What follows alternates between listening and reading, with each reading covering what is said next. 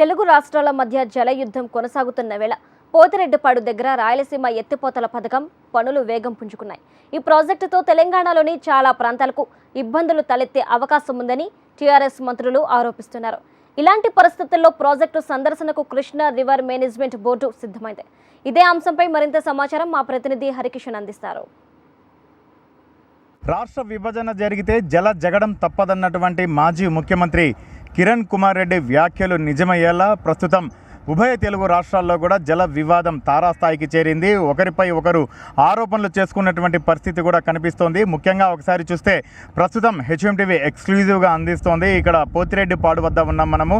రాయలసీమ జిల్లాలకు సంబంధించే కాకుండా ఇటు ప్రకాశంతో పాటు అటు నెల్లూరుకి సాగునీటితో పాటు తాగునీటి ప్రాజెక్టుల జల వరప్రదాయిని పోతిరెడ్డిపాడు. ఏ ఉన్నా కూడా శ్రీశైలం బ్యాక్ వాటర్కి సంబంధించి 854 అడుగులు ఉన్నప్పుడు గ్రావిటీ ద్వారా మనం చూస్తున్నటువంటి ఈ కెనాల్ నుంచి కూడా రాయలసీమ ప్రాజెక్టుకు అంతా కూడా నీటిని తరలిస్తారు. ఒకసారి మనం ఈ పక్క కాలువ చూసుకుంటే పాత కాలువ, అది దగ్గర 4 గేట్లు ఉంటాయి. ఈ 4 గేట్లలో గతంలో కేవలం 11,000 క్యూసెక్కులు మాత్రమే ఇక్కడ నుంచి తరలించే అవకాశం ఉండేది. అయితే వరద దినాల సంఖ్య రోజు రోజుకి తగ్గిపోతున్నటువంటి నేపథ్యంలో దివంగత ముఖ్యమంత్రి రాజశేఖర్ రెడ్డి ఇటు రాయలసీమ ప్రాజెక్టులకు నీటిని అందించేందుకు ప్రత్యేకంగా పోతిరెడ్డిపాడుని ఇప్పుడు మనం ఏదైతే కాలువ చూస్తున్నామో ఈ కెనాల్కు సంబంధించి డిజైన్ చేయడం జరిగింది. ఇక్కడ నుంచి టోటల్గా 10 గేట్ల ద్వారా 44,000 క్యూసెక్కుల నీరు ఎస్ఆర్ఎంసీ కెనాల్ మనకి ఇప్పుడు ఈ శ్రీశైలం రైట్ మెయిన్ కెనాల్ అంటారు. ఇది ఒకసారి మనం చూడొచ్చు. ఈ శ్రీశైలం రైట్ మెయిన్ కెనాల్ నుంచి కూడా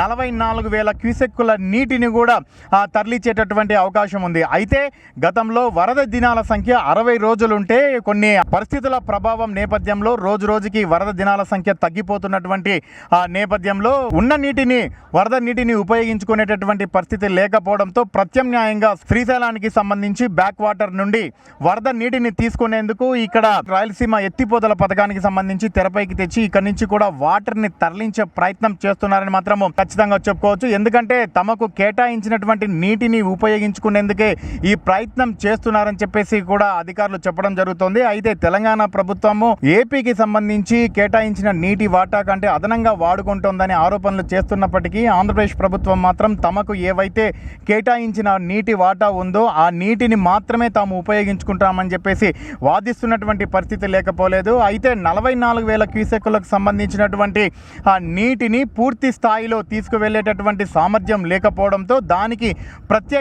ప్రత్యామ్నాయంగా ఈరోజు శ్రీశైలానికి సంబంధించినటువంటి బ్యాక్ వాటర్లో రాయలసీమ ఎత్తిపోతల పథకాన్ని కూడా ప్రారంభించడం జరిగింది. వర్కులు కూడా శరవేగంగా సాగుతున్నాయి. Srisailam right branch main canal ఉందో అక్కడ 3 కిలోమీటర్ల దూరంలో లిఫ్ట్ చేసిన వాటర్ని అక్కడి నుంచి బనకచెర్ల హెడ్ రెగ్యులేటర్ని ద్వారా మిగిలిన కెనాల్స్కి ప్రాజెక్టులకు తీసుకొని పోయే విధంగా శ్రీశైలం సంబంధించినటువంటి బ్యాక్ వాటర్లో రాయలసీమ ఎత్తిపోతల పథకాన్ని కూడా డిజైన్ చేయడం జరిగింది. అయితే దీనికి సంబంధించే ఇరు రాష్ట్రాల మధ్య ఇప్పుడు పూర్తిగా వివాదం చెలరేగుతోంది. ఇద్దరికీ కూడా ప్రతి ప్రాజెక్టులో కూడా అందరికీ ఆమోదయోగ్యంగా ఉండే విధంగా చర్చించి నిర్ణయాలు తీసుకుంటే బాగుంటుందని చెప్పేసి చెప్తున్నటువంటి పరిస్థితి తాజాగా కొనసాగుతుంది. కెమెరామెన్ పవన్తో హరికిషన్, హెచ్ఎంటీవీ, పోతిరెడ్డిపాడు, కర్నూలు జిల్లా.